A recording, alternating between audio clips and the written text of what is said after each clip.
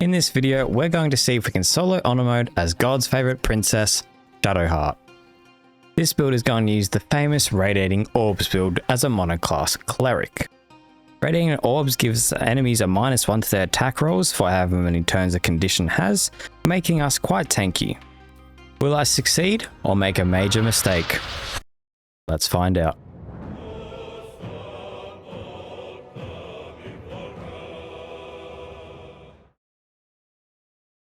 To begin our journey, we're going to make the worst starting cleric of all time. Don't worry, we'll fix it up later. We just need more tools than combat power.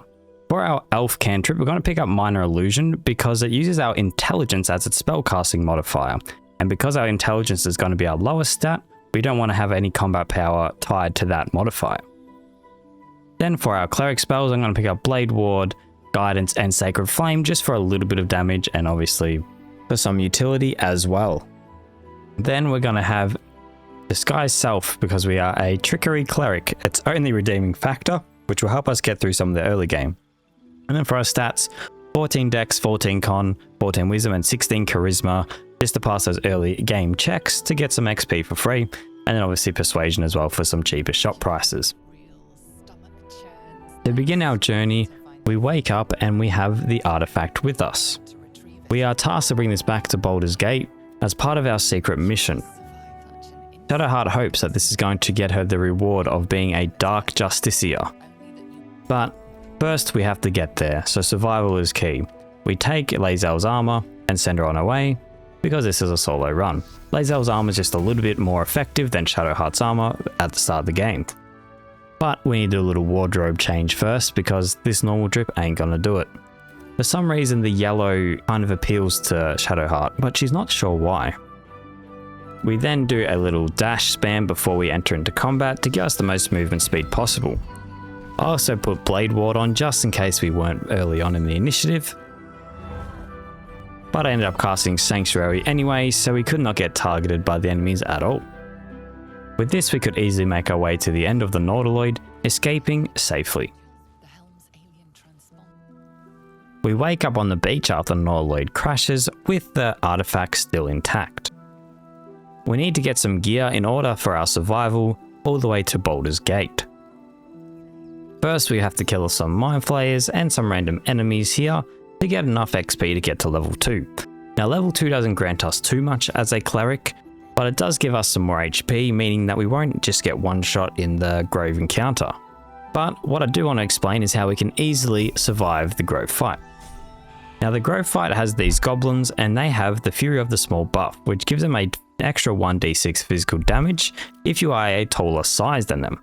Now this is bad because obviously we are medium sized being an elf, but with Disguise Self we can actually transform ourselves into a smaller creature type, meaning that we will not be taking this extra damage, resulting in us not just getting one shot if we get hit once. This is very crucial, especially for solo honor mode, but it's good just to keep an eye on if you have just a normal playthrough as well. With the Grove fight started, we pretty much let Zevlor carry us. We're good at stalling and taking reduced damage due to Blade Ward, but we can't really do all that much combat power. So with the fight done, we are able to access the Grove. Not before though we loot goblin absolutely everything to come make a fortune. Now technically I probably should sell this stuff with a max attitude trader for the most HP, but I couldn't be bothered doing all that. We then make sure Roland stays in order for the tieflings to make it to the last light in Act 2. Then we also grab some potions of strength from Ethel and an invisible potion to do some sneaky stuff later on.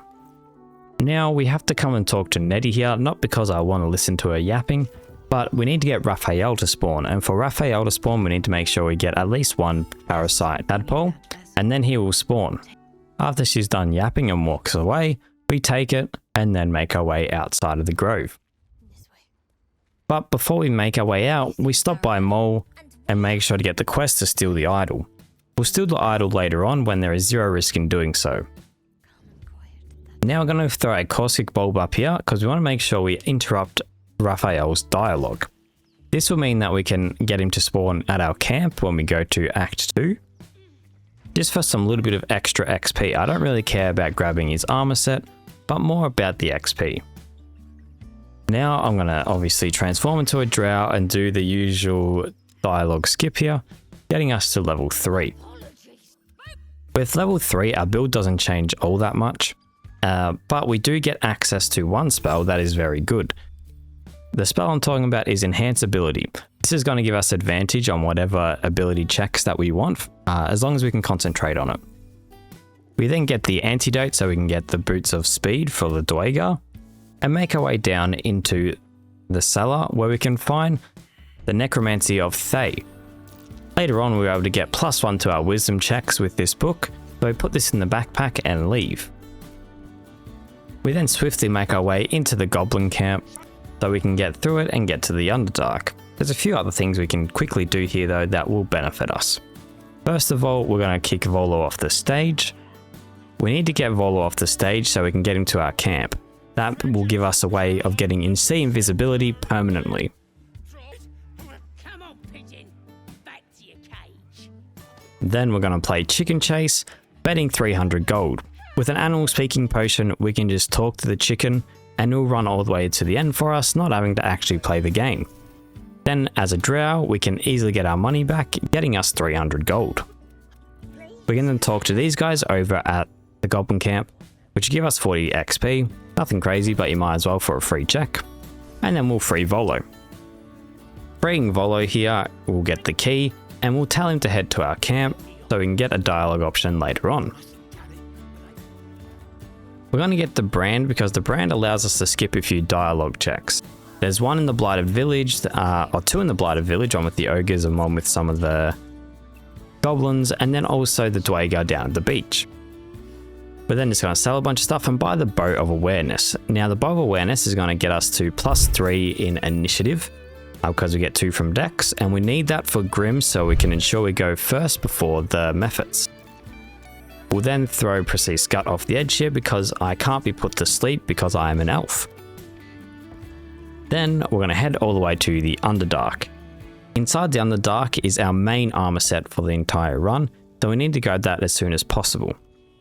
And there is also a bunch of XP there that we can grab as well.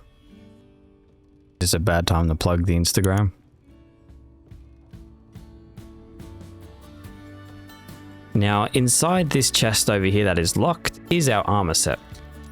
It is a trapped chest and it is a pretty decently high roll. I don't even recommend trying to lockpick this unless you are a thief lockpick build. What I will do instead is just pick up the chest, and then once we're making our way through the Underdark, we have to destroy these bulbs to get through anyway. So destroy these bulbs and then throw the chest as far as you can to make sure it actually breaks. We're going to jump down here and then pick up the items that we were going to get from lockpicking it. You still get all the items, nothing will break, so don't worry, and you'll get the Luminous Armor. This armor set is one of the most broken Cleric armor sets you can get, because it spreads radiant orbs to every enemy that is around you, giving them minus to their attack rolls, pretty much making you an invincible tank without having a high AC. We then give the gnome the antidote in order to get the Boots of Speed, so we can get to the Dwager and skip the fight. But first, we're going to use the Boots of Speed to actually get the Noble Stalk and stuff. I saw this in a video recently from Gingerbread. I've shouted him out a few times in this channel. But pretty much you can do this whole thing with the dash cheese, but the click boots give you an extra different type of speed boost that stacks. So we do 3 and then do 1 of the click boots, and then we have enough movement speed to walk up, take all the items from the chest, which will net us an extra scroll of Misty Step. Then we can run all the way over, pick up the Noble Stalk, and because we're in turn-based mode, nothing will react to us, and run all the way back, and we still have movement speed to spare. Then you can just exit turn-based mode and throw the scroll over to Balin. You get everything for free without having to worry about things exploding, plus you get a scroll of Misty Step out of it as well. So you might as well do it this way if you're going the same kind of route.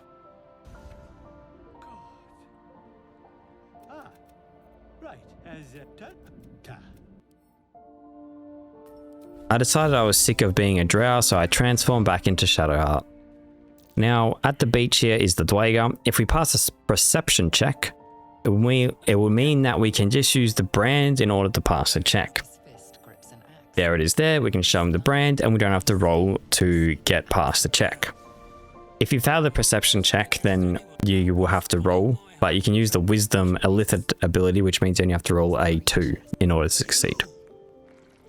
We're going to meet the Boil creature things.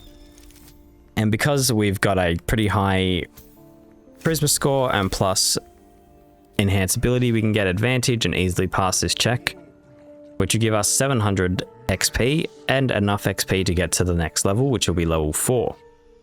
At level 4, we're going to grab for our cantrips, Thalma, I don't know how to say it. It gives you advantage on dialogue checks. And then we're going to get Actor, which gives us more proficiency bonus for deception and performance checks.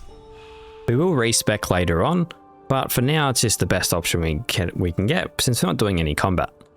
We're going to pick up the flowers as well, one for disabling the arcane towers and the other ones for later on, in order to get some free XP inside of the Grimforge. We then destroy these turrets for some 40 XP, there is 4 of them. And then this disc you can read infinite amount of times until you succeed, and it will give you 90 XP.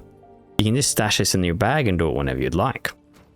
And then of course the Club of Hill Giant Strength, if we don't want to use a strength potion but just need some strength for a jump or something like that. With all that collected, we're ready to walk into the Grimforge. And at the Grimforge, Shadowheart notices a figure, a statue of her goddess, Shah, reminding her of her goal and mission. Upon reaching the Grimforge, we give the sergeant the boots back, getting us some XP, although we tend to cause some work accidents.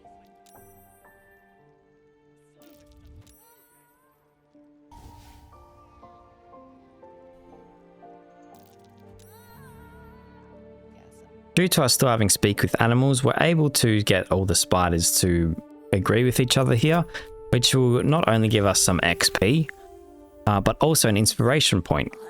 I'm so used to playing the Dark Urge that I don't really know the other background inspiration points.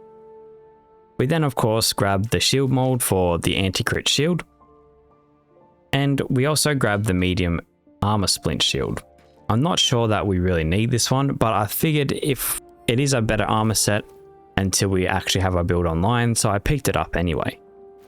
Then we're going to use the magic flowers that we picked up earlier to disable these robots. They completely can't do anything in combat, making this completely safe. And then we're just going to throw them into the lava, but you could just hit them as well, it just would take a while. We then of course grab our mithril ore in order to craft our armor and shield that we just picked up.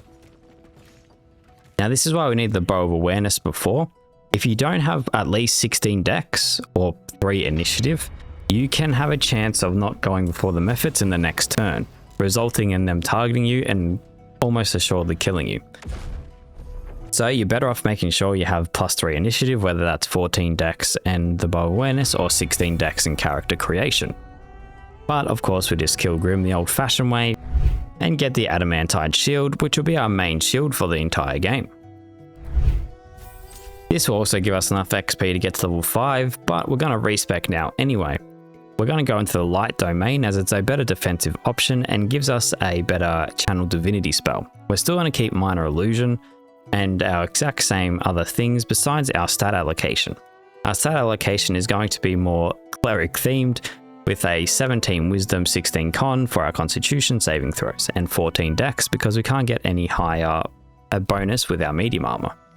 At level 2 we get this action, which is the Radiance of Dawn. It will just do a radiant burst across all the enemies around us, allowing us to easily spread radiating orbs on everyone. We're then going to pick up Warcaster for advantage on constitution throws, but there is other ways we can do that, such as the Shadeclinger's Armor Cheese.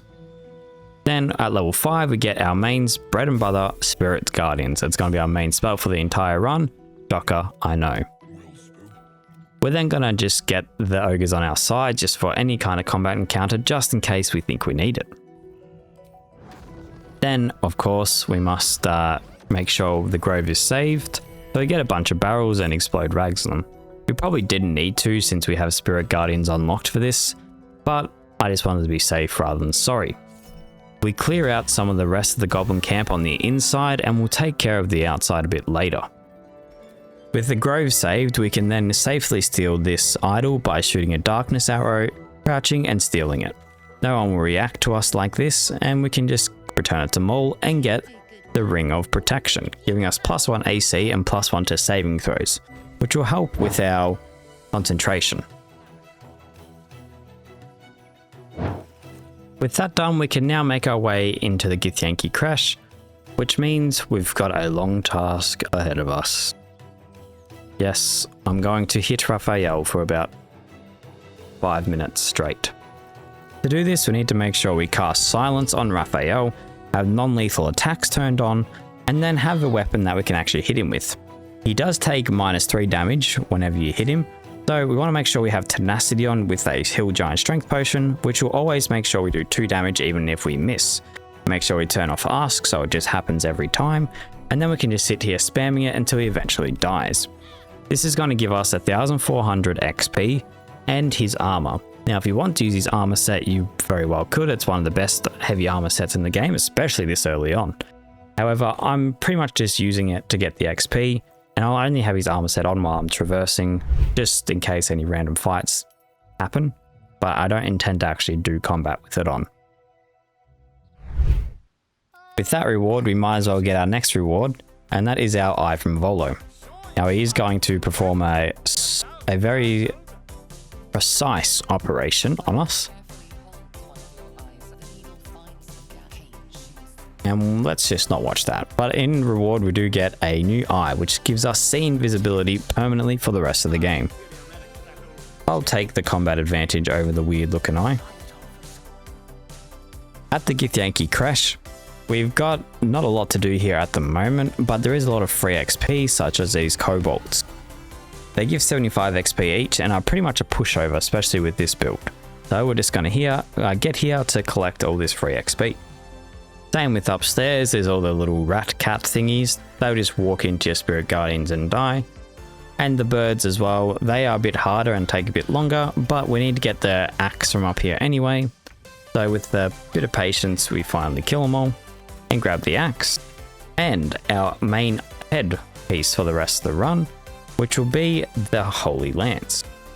This helmet will make enemies take a 1d4 radiant damage whenever they miss. And they're going to miss a lot, meaning that if they take radiant damage, they'll get radiating orbs and are likely to miss again. They do have to fail a dex saving throw in order to take that damage, but it'll just help us passively build up radiating orbs throughout the fight. Then downstairs, we'll pick up the rusty mace, and with all the weapons collected, we can put them all on the pedestals and grab the Morning Lord's Radiance. This will give us radiating damage on our weapon attacks and get us the Dawnmaster's Crest, which will give us access to our main item for the majority of Act 1 and 2, and most of the game, really. We'll make our way inside the Githyanki Crash, and inside the Crash, we will show the artifact in order to get through. We don't actually have to fight the Githyanki or even continue this quest line at the moment, but we do want to get through here. This is going to get us to level 6, which doesn't really give us a whole lot, just more spell slots and HP. Here is another armor piece that we want to grab that will be a main armor piece for the rest of the run. You're noticing that it's fully green armor set going on here. These gloves are going to cause reverberation whenever we do radiant damage, which of course is a lot, just giving us some more crowd control and extra damage. We're then going to hit this statue in order to be able to spin it, and spin the other one and unlock this secret passage. And yes, of course, we're going to go grab the Blood of Lathander. We'll disarm this trap, which is a bit risky, but if you do fail and don't have any more traps, you can quickly click back and you should survive as long as you don't get clipped by it. We're then just gonna put the key inside of the pedestal and grab our weapon.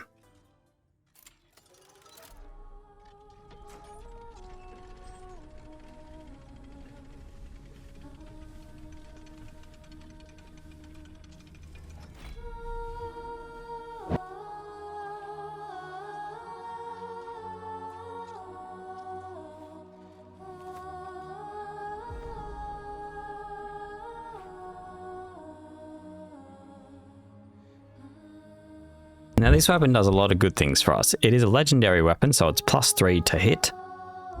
And it does a lot of blinding against undead, which is great in Act 2. We then clean up a few random things around in Act 1, such as the Goblin Camp, near, all those kind of little fights that give us a bunch of XP. With our build at this point, any enemy that misses us in Act 1 pretty much dies due to the Holy Lance Helm and Call of the Week. And if they are melee, they have such a reduction to their chance to hit that even if when they do attack and they miss, they'll get a chance to have more radiation orbs just stacked on top of them. I then quickly come over to Flynn here because I want to convince him to kill all of his allies.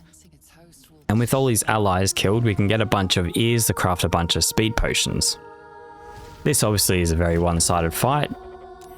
And after he's done, we could 1v1 him and we'd probably be fine. But because I don't have the ring of free action, I do just go for the dialogue checks since we still have a pretty decent chance to succeed on those. Damn it. Risen Road's more dangerous than ever. You're the first friendly face we've seen since Eltergard.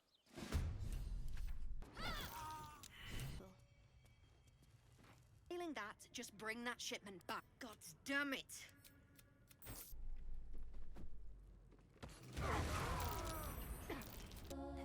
We then make our way to one of the final encounters that we're going to do in Act 1, which is the Spider Matriarch. It just gives us a little bit of extra XP and it's not the hardest fight in the world. Before we start the fight, we make sure we kill all the spider eggs with some fire, so no more reinforcements will be backed up. Now the Spider Matriarch does do a lot of damage if it does hit us, so we want to make sure that we can try get it prone by killing the spider webs underneath it. This will give us a bunch of extra damage for free pretty much and reduce the risk of dying.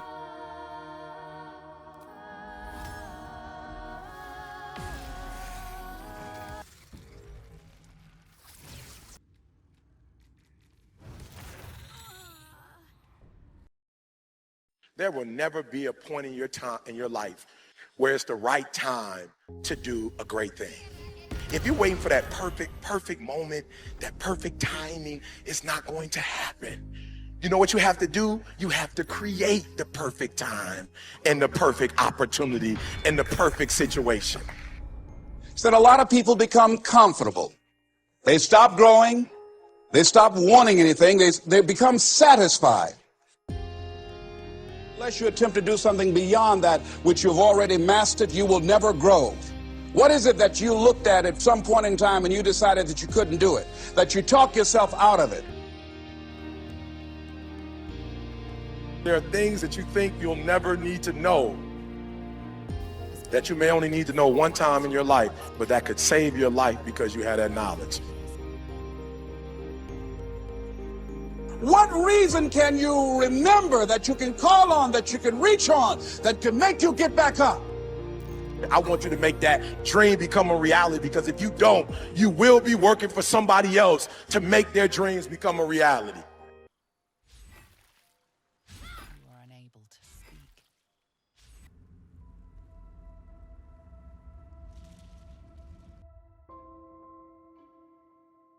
If you're waiting on your next door neighbor to make it happen for you, it may not happen. If you're waiting on your mother or your father, they may be so ancient in their thinking that they don't understand this opportunity that you have. And if you're waiting on them, it may never get done. You don't beg average people to be phenomenal. You don't beg good people to be phenomenal. You just are phenomenal, and you will attract phenomenal.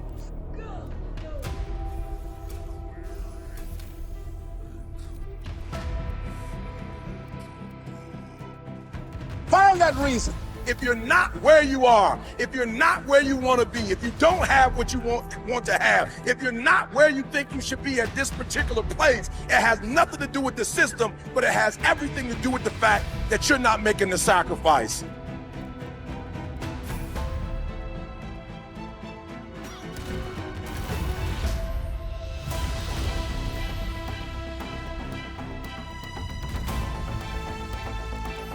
Everybody is against you or don't believe in you no more.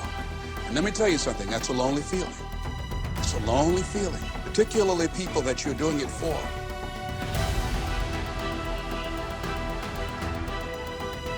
Listen to me. If it was easy, everybody would do it. There are people right now who are working who don't want to work. There are people who hate their jobs, but they keep getting up to do it.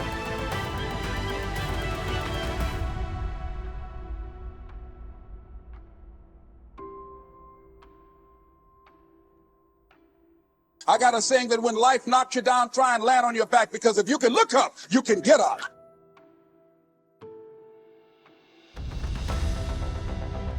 That the biggest enemy you have to deal with is yourself. There's an old African proverb that says, if there's no enemy within, the enemy outside can do us no harm.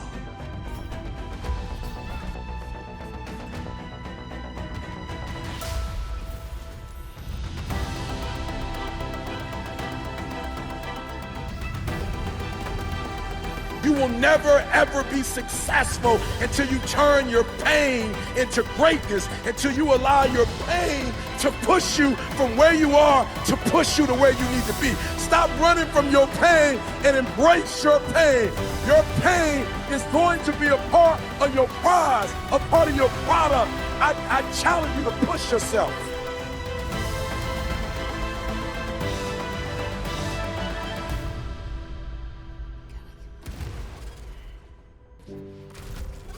Listen to me, you're gonna be here one day, but you'll never get here if you give up, if you give in, if you quit. And finally, guys, you gotta wanna succeed as bad as you wanna breathe. Okay, so what just happened? I'm going to be 100% honest with you guys. So, obviously I just messed up and I lost my run. That's fine, I restarted and I made this run happen that you're now watching. However, all my Act 2 footage, I somehow didn't record my screen, only the audio.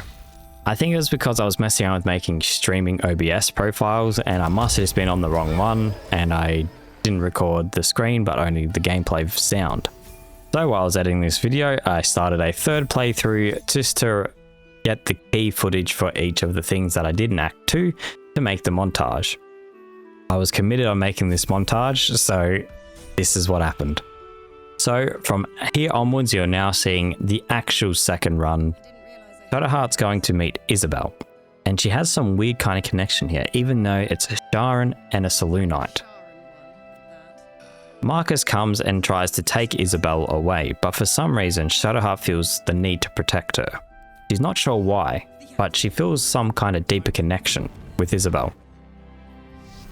We then use our spirit guardians like normal and step into our speed potion, and then do one of the 400 IQ plays of all time. We throw an invisible potion at Isabel, even though we have C invisibility, and instantly revealed her. Now that's a play. Regardless though, we try to get as many radiating orbs onto Marcus so she doesn't do as much damage to Isabel, but he hits every attack.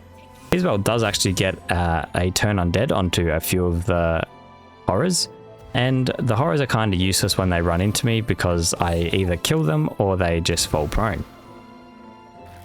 With that being done, we can easily kill this winged horror, meaning there's only a few that can actually come and hit Isabel. So our focus is now on Marcus. We get as many radiating orbs on him as possible, and then we try to get him prone with reverberation, but we don't quite get there. Due to his low chance to hit because of all my radiating orbs, he doesn't actually attack Isabel, walks back into my spirit guardians and falls prone.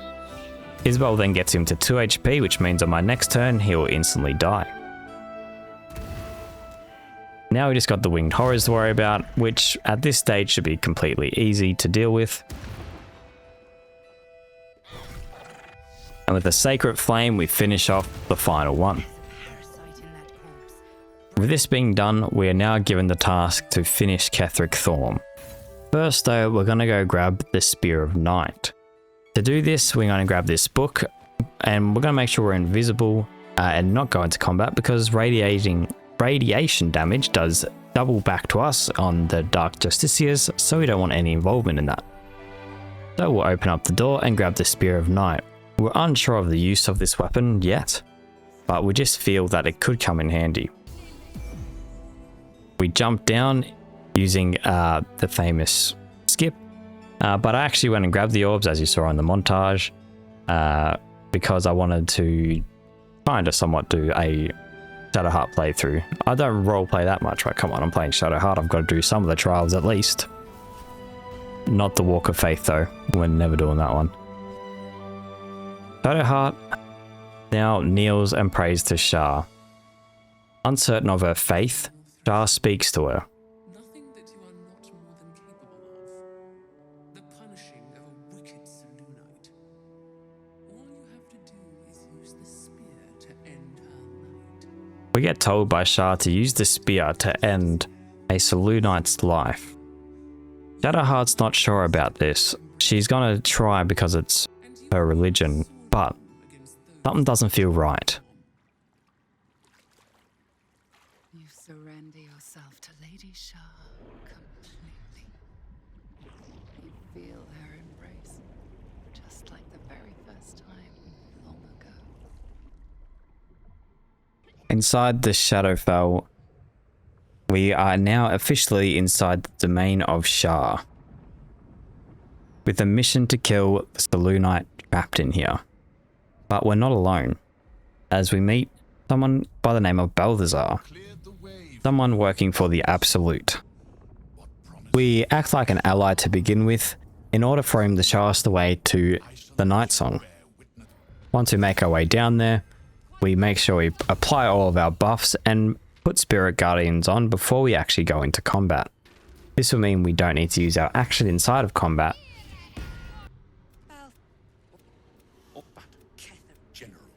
Do as Shah wishes and you will become her chosen. Before we make any decision on the Night Song, we attack Balthazar. He has a bunch of skeletons, and for us these skeletons are literally a joke.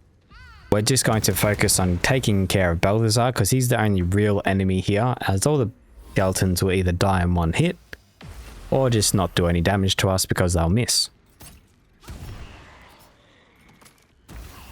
With one more cast of Scorching Rays, this should be enough damage in order to successfully get rid of Balthazar, and then it's just the skeletons left, which doesn't take much effort to clear out. With them dead, it is now time for Shadowheart to make a choice. Kill the Selûnite, or potentially set her free. Between Shah and the Night Song, Shadowheart's getting conflicting messages. A spear intended for my heart. I am, little assassin. For I know you. A lost child, frightened by wolves in the dark. And that's all that was needed. Shadowheart's always been scared of wolves, but she doesn't know why. Much has been promised to you. Shah's never offered that explanation, What has been taken from but the Night Song seems to know. What do you know of your Something that she has forgotten, a previous life. bison? With that said, the spear is summoned, and it's time for Shadowheart to make a choice.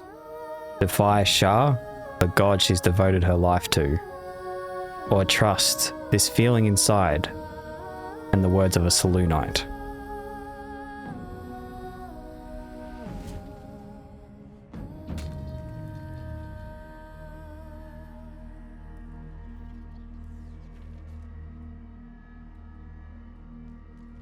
And with that, she's defied her god, taking on a new path, Get lost. Your or maybe an old one. fixed. Okay, real talk. How come the one run where I can actually kill the Night Song here and not have to deal with her in the Merkle fight, I don't do it? This is it. I don't have to deal with her. And instead I keep her alive and make the inconvenience for me later. For the plot. For the plot.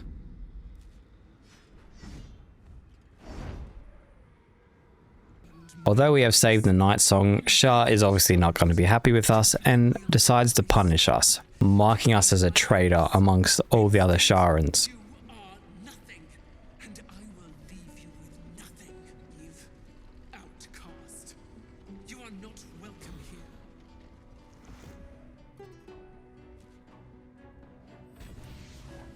Well, no time to dwell on the past. It's time to fight Cleric, the big bag of Act 2. Now, Cleric is one of the harder fights in the entire game, especially on honor mode and especially on solo honor mode. However, with this build, not so hard. We head into Moonrise and find that we completely cleared it out except one ogre that I couldn't kill because it just wouldn't go into combat. So we quickly make work of this ogre and then actually make our way into Cleric. Normally I try and do a lot of prep here, but because they're not really planning to do much attack rolls against Cleric or flying around and stuff, I just walk straight in because you don't need to do much prep. I could have put Spirit Guardians on beforehand, actually thinking about it. Yeah, most definitely should have done that, but that's whatever. Past is the past. All the Necromites are going to be very easy to kill. We can literally just walk into them and they walk into us and we pretty much kill them straight away. Cleric isn't going to be too big of an issue as we should be able to get a lot of radiating orbs on him, meaning he won't be able to do too much damage to us. And the Knight's Song actually did a bit of damage to him. Surprise, I know. Maybe it's because I saved her. We quickly take care of pretty much all the Necromites, besides a couple, meaning that we just have to focus on Cleric until he spawns more, which then we just walk over and kill him again, and then go back to Cleric. This loop went on for a little bit as our damage isn't high, it is just consistent. The Night Song actually gets the last hit off on him and makes him retreat inside of the Mind Flayer colony. Yawns back at you, impossibly wide. A single tentacle burrowed through stone.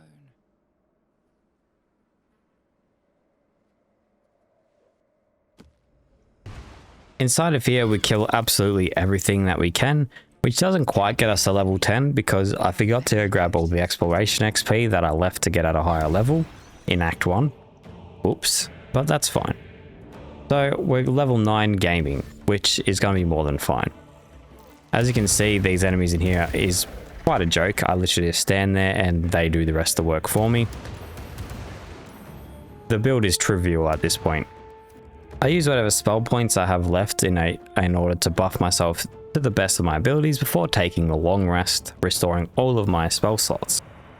And then we make our way down to fight Merkel. Now of course we're going to summon some help here, including a Earth Elemental because they have necrotic resistance, meaning he'll have a little bit of more sustainability, and Scratch in order to free the Night Song for us. I do unfortunately mess up here though, because for some reason I couldn't work out how to split my my party up, and then I Misty stepped up here and that caused me to lose invisibility and then start the encounter. It's not all bad though because I was first in the combat order, so I could kill the Mind Flayer on turn 1, but the Mind Flayer is public enemy number 1 in this fight because we do not want to get stunned losing a turn. We use Scratch though to free Aelin in order for her to be able to attack in the first round of combat. And now we execute Operation Kill the Mind Flayer. Now I used a Chain Lightning and it didn't really do the effect I was hoping for, and they both saved the spell anyway. So I used a Scroll of Disintegrate in order to just one-shot the Mind Flayer, and then Scratch actually got a kill. Nice. On our second turn, I make sure to pop Spirit Guardians, kill all the remaining Intellect Devourers, and then set my sights on Cleric himself. I want to make sure I can just apply as many orbs as possible to him, so he doesn't just get free hits in. I pop Blade Ward as well because my speed potion's running out. I just want to make sure I have the highest defense possible. I then get my Elemental into the mix that I forgot about, and of course he doesn't do anything. But the Night Song again gets the final blow. I don't know how she keeps doing this. From here, the fight becomes pretty easy. I stand in whichever entrance looks like the Necromites are walking through, and Cleric pretty much misses every attack.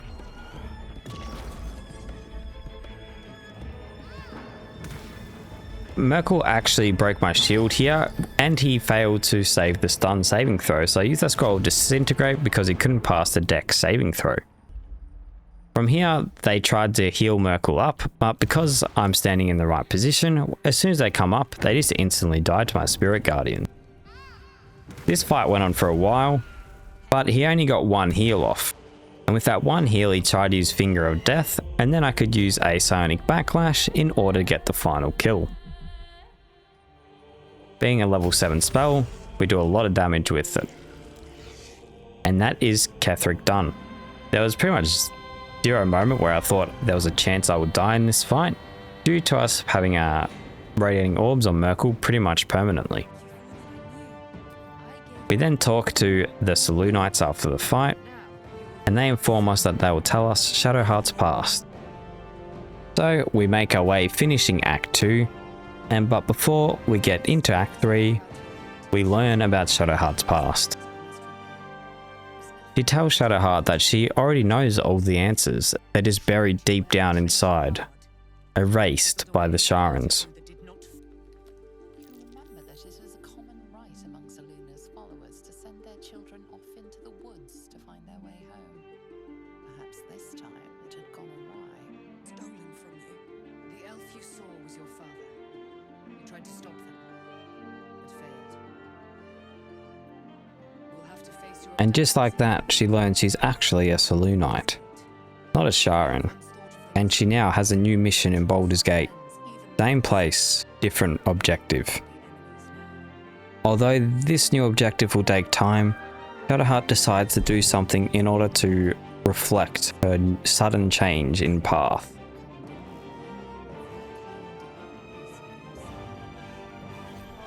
We get Selûnite's Spear of Night, which is an okay weapon. However, we're not gonna really use it all too much, but the option would definitely be there if you're a fan of it. And of course, we get the white hair. Now this is lore-accurate Shadowheart. The events of the last We then weeks weighed take a well-deserved nap, but of course, slow to come to one whose mind is so we got some Githyanki to go kill. Portal, I need your help. We're going to use Misty Step in order to get to the gate as quick as possible without having to actually fight any of these Githyanki. Brother, ew, what is that fit? And then we're going to just throw all the Githyanki off the map. Cheesy? Yes. Convenient? Also yes.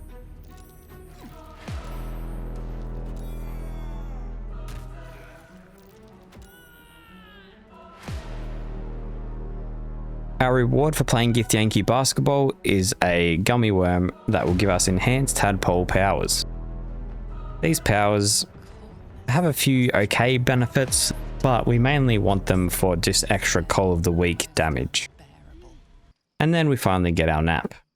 About time, for real this time, as we head into Act 3.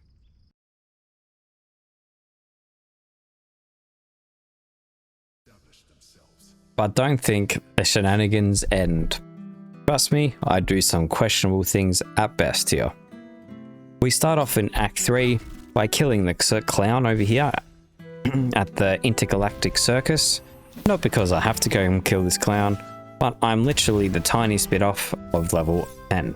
Level 10 is going to give us Divine Intervention, which we are not going to use on Shadowheart. Not going to use on Shadowheart is the key word there. Hint, hint. The Cloak of Displacement is a pretty decent option here. I don't like it though, just because if you do take any kind of AoE damage, the effect ends. We make sure we grab potions, including a Cloud Giant Elixir for 27 strength. We then sign the agreement with Gortash, although in this build we probably could actually kill Gortash pretty easily. And we make our way into Baldur's Gate. Now, although we have turned a new leaf here, Shadowheart still needs to do what she's got to do in order to succeed in her mission. And that might include murdering a few innocent people. Hey, it is what it is. I've got to do what I got to do, alright? We then just find this guy dead already. He definitely didn't kill him. Wasn't me. We then get access into the murder tribunal with the hand that we picked up off of that random dead body that was just sitting there.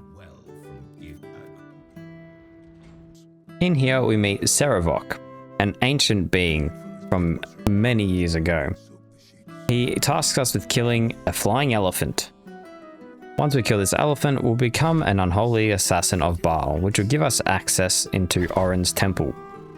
Behold, Father, baptized in your most wretched name, a new, unholy assassin. my first order of business as an unholy assassin is to exterminate the bats and rats and wolves in this building. Hey, it pays well. What can you say?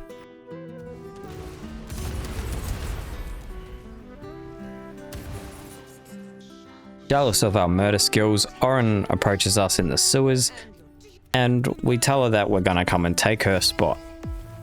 So we turn invisible and walk all the way down into Oren's temple. Although we'll come back later because this tech we're going to do, if it does fail, no good for us. So we will come back once we are fully equipped and ready to take on Oren. In the meantime, we'll come grab our spell that we'll use at the end of the game in order to kill the red dragon on top of the brainstem. To get this, we want to make sure we have see invisibility, which we permanently do. Although you can do it without if you know which one's which. Because we just want to make sure we teleport to the vaults. If you have see invisibility, you can see it clearly labeled when you click on that little pedestal. Then inside this case, we can read this book and it'll give us a scroll that we can use later on. We also get level 11 around this time, which gives us access to our level 6 spells. Hero's Feast and Planar Ally we'll end up using in this run, but the rest don't really matter to me at all. We're then going to make our way inside the Devil's Fee and open up the portal to the House of Hope. Now, the House of Hope has an infinite long rest, like little bathing pool in there, that will let us replenish all our spell slots, and we can come in and out of here as long as we don't steal any items. That I definitely don't do. So we take on the Harlot. He's kind of a joke himself, but his little allies are actually kind of scary. But with this build, we can kind of one-shot them as they spawn in, so they're not the most scary things in the world. However, there is one thing I did learn about these guys. Fleeting Protection. A buff that many of the enemies in here have, that when they take radiant damage, they do damage back to you, but then they remove that effect. Keep that in the back of the head for a bit later, because I forgot and then got reminded. With that done, we then open up his little secret vault to get the word so we can get access to the Morphic Hammer. Morphic? It's definitely Orphic Hammer. With that taken care of, we now have access to the infinite long rest pool. While I was here though, I wanted to grab the Amulet of Greater Health, trying to do the Indiana Jones tech, which I know works. However, I think you might have to pass the perception check, because I tried it and the place knows I'm here. So I took everything and I decided, well, if the run ends here, at least I've got another good montage to make. The Orphic Hammer is gonna be a necessity for later on, so we pick that up now, and then we have a challenge ahead of us. Now, most of these annoying Hell Sphere enemies are resistant to radiant damage, which means it's gonna take a whole lot of time to kill them. Thankfully though, they can't get through the doors, so we can just slowly but surely kill them with whatever cantrips or spells. It's just gonna take a while. I then come to the pool and heal up between each combat encounter, and I actually should equip the amulet I just stole to give me a significantly larger HP total. I then realize I can just drag them over to the pool and they can't get in, so I can just safely go back and forth here.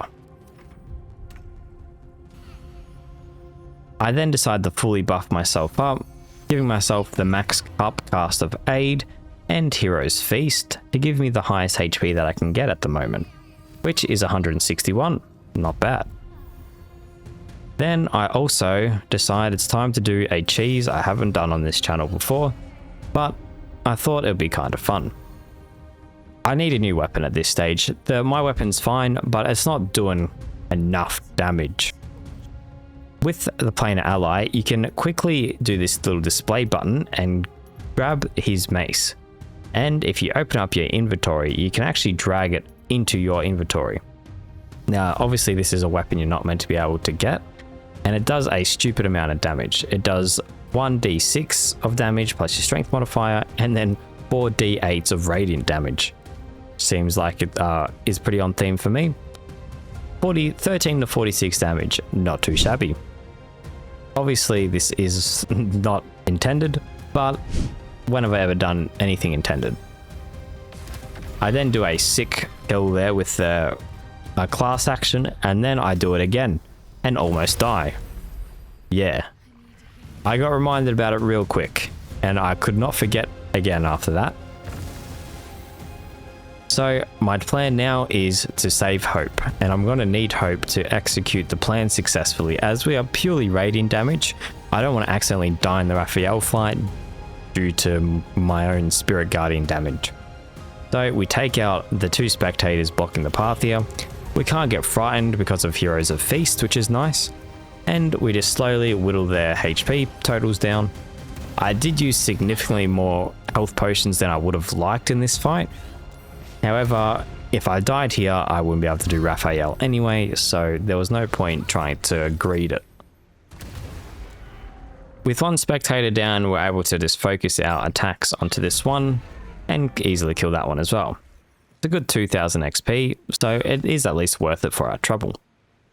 We then save Hope, and Hope shouldn't be too excited for the rest of this run. We summon another ally in another Danger, and then we summon a mummy as well, just for some extra protection. I summon Shovel as well, 7 HP in a dream, right? Before initiating the fight, we throw a speed potion, my last speed potion, so I won't be able to buffer it or anything, and that means we just don't have to use our bonus action during the actual fight. And now we'll do Raphael. Now this fight I wasn't nervous for, but I wasn't completely sure either, because I don't have a lot of damage, I just have a lot of sustain and utility. So I wasn't quite sure how the actual Raphael fight was going to go, and I thought I would have to destroy all the towers. And that's originally what my plan was going to be, destroy all the towers and then just try fight Raphael one-on-one. But of course my cheesy brain comes up with a different idea later on. So here I was wondering how I'm actually going to deal with all these random enemies, because I don't want to just get one-shot by their reaction or their buff from taking radiant damage. So I just spend this turn getting in front of Raphael using Blade Ward in order to tank any piercing or slashing damage that any of the enemies try to do to me. Although they most likely aren't going to come in range of me due to Spirit Guardians. Now it's time for Operation Fleeting Protection. I want to get rid of this on all the enemies around, so Hope, it's time for your Divine Intervention. We're going to use the mass radiant damage across the whole battlefield here, and she does live, barely, but now that means all the enemies are going to be completely rid of that buff, so I can safely just go full damage on Shadowheart without worrying about randomly just getting one shot. I then clear out as many of the enemies as I possibly can, just flying around with my Spirit Guardians and using my class Channel Divinity action. In this one turn alone, I pretty much kill half of the random enemies besides Raphael obviously, and then a turn later I kill the rest of them just by flying into them. But now I need to come up with a plan. How was I going to kill Raphael? He still has max HP and I can't out damage his healing from the pillars. So I have 2 options. I destroy the pillars, or I try work out a way to cheese Raphael. And of course I worked out a way to cheese Raphael. You see, smoke powder bombs are a funny thing. But I did think it was kind of on the fly, half decent thinking. I popped a alchemy fire down on the ground because I couldn't throw it, otherwise I would waste my action for the turn, and I got the Danger to melee attack it to open up on the ground. So now I have a fiery surface, and I also have the Callous Glow Ring.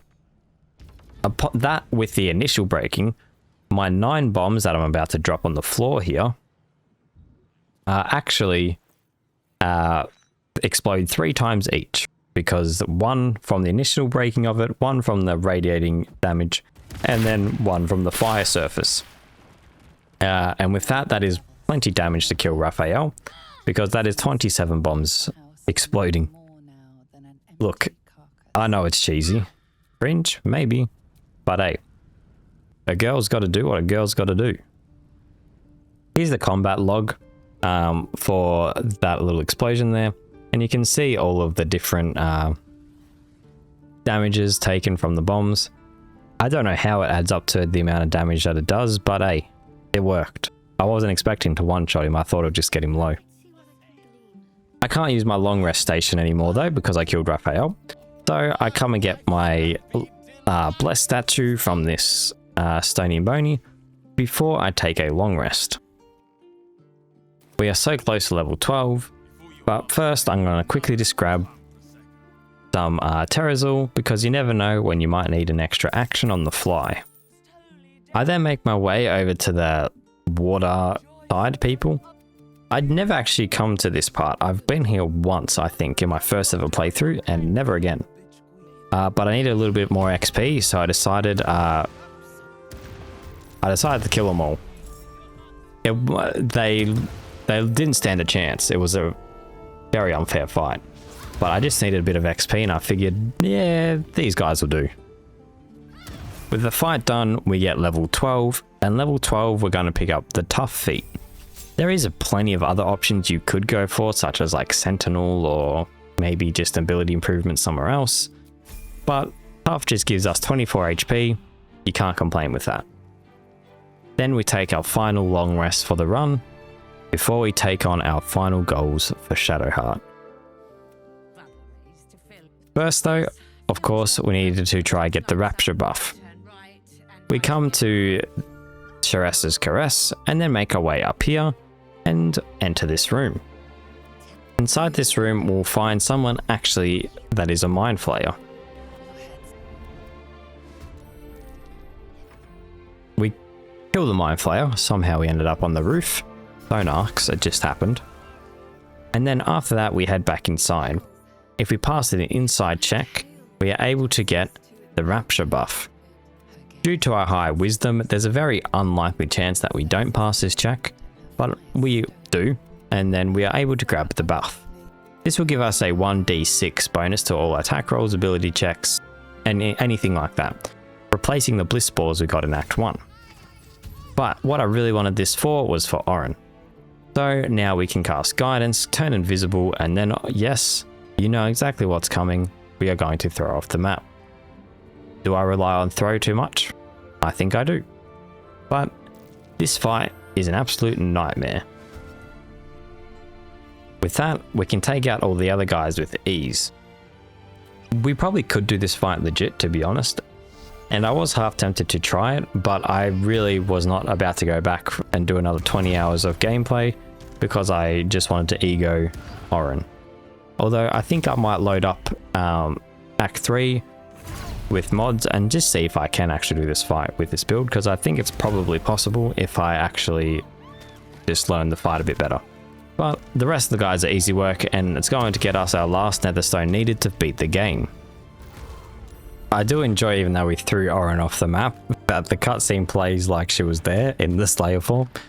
Obviously it's just because this is a cutscene that would play after you beat her, but I just think it's funny. Anyway, with the netherstone achieved, we still have one more goal that we need to complete before we finish the game. So we pick up our netherstone and prepare ourselves for the true fight of Shadowheart's life. There's no point for Shadowheart to save herself and all of Faerun if she can't even attempt to save her parents first. We make our way over to the Shah hideout, a place we were coming to originally, but now we're here for a different reason. Now this fight, a little bit tricky from the radiant damage because of Icona's radiant retort. However, the rest of the enemies are fine. I could just use Wall of Fire and that'd be a very easy cheese to do, but I did want to use radiation damage just because it's thematic to the build and whatnot. But we stand up to Vicona and fight for Shadowheart's parents. There is so many enemies in this fight, and it is very overwhelming. However, With this build, we should be able to clear out most of them within a turn or two, and then focus on Viconia. Now, I didn't actually realize that she had Radiant Retort until right here. And then that kind of changed my perception of this fight, because I thought it was going to be very easy. So I used Blade Ward, of course, just to make sure that I am as the highest defense possible. And I just tried to kill as many of the other guys as I could with Spirit Guardians. I then made my way and retreated a bit, so I could try heal up. All the enemies are going to have to dash towards me, which gives me a clear line of sight for me to just fly in and do as much damage as I can. As you can see, the strategy is working pretty well. I put a bunch of radiating orbs on Viconia just so she wouldn't have a high chance of hitting me. She then decided to disappear because I guess she's a little rat. And we slowly again just kept killing everyone with Spirit Guardians. I was bone chilled here, so I flew away in order to get as much distance as possible and I could heal up. You'll notice that I do this multiple times in this fight, and I think it's probably the best way to do it. Just drag them all up into a kind of confined area and then fly back in to do mass damage. With this, we only had 2 enemies left, and we just used Scorching Ray in order to finish the job here in Viconia. We then successfully picked the lock on the door, meaning we got access to Shadowheart's parents. Shadowheart now has her last very difficult decision ahead of her. Sacrifice her parents to free herself from Shah, or save her parents and constantly be tortured by Shah. It matters not if you raise this place. If you slay every one of your brothers and sisters. That was never where my power resided. You cannot both free us and free yourself from her curse. The Moon Maid needs you more than she needs us. You are the future. You must return to the fold. We are the past, and our duty is almost done. Even after all the effort, she decides to give her parents what she wants: the sacrifice in order for her freedom.